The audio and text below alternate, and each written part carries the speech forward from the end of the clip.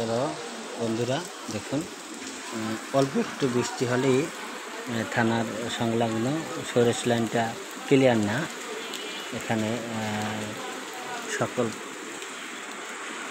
যত পানি উপসে করে পানি রাস্তা বোঝাই হয়ে যাচ্ছে। রানিং একটা রাস্তা কি অবস্থায় আছে, পড়ে আছে অরক্ষিতভাবে এই রাস্তাটা পড়ে আছে। মানুষ চলাচল করতে পারে না।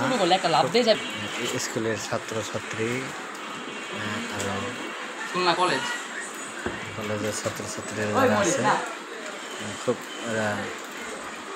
চলাফেরা করতে পারে না। আরও দেখবেন একজন একজন রুগী বেডে করে নিয়ে আসতেছে।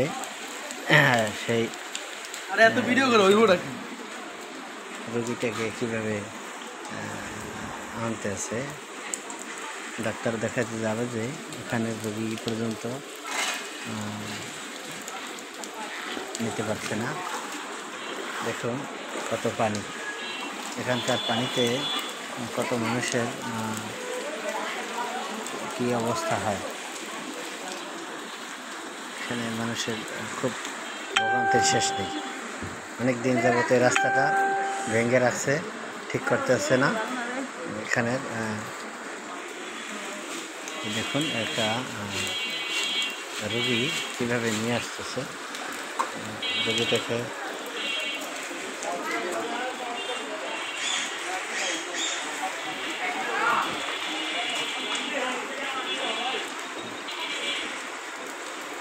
একজন স্থানীয় লোক খুব গুরুতর অসুস্থ, এনাকে ডাক্তার দেখাতে নেবে।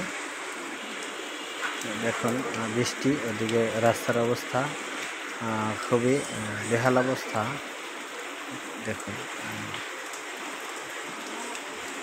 জুম করে দেখাচ্ছি, ওদিকে বৃষ্টি পড়ছে, ওদিকে এই রোগীটাকে হসপিটালে নিতে হবে। এখন অবস্থা